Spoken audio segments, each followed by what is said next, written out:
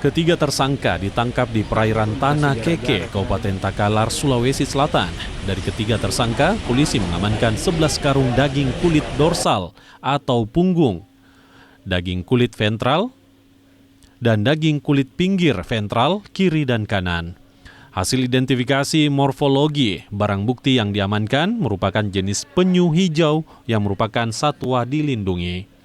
Tersangka menangkap penyu menggunakan jaring khusus di perairan Pangkep, Takalar, dan Selayar. Setelah diawetkan, penyu dijual seharga Rp280.000 per kilogram.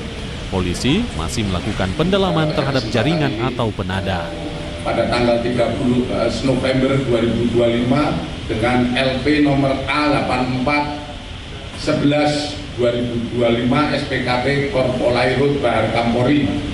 Adapun kronologisnya berawal dari laporan informasi dari masyarakat bahwa maraknya penangkapan satwa jenis penyu di Kepulauan Tanah Keke.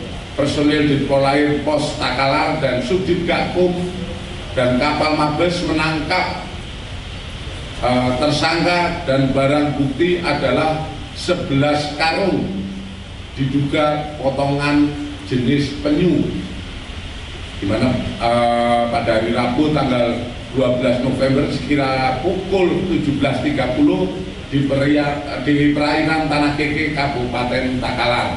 Kalau kita melihat 11 karung ini juga mungkin ratusan penyu. Para tersangka dijerat Undang-Undang tentang Konservasi Sumber Daya Alam Hayati dan Ekosistem dengan ancaman paling lama 5 tahun dan denda Rp100 juta.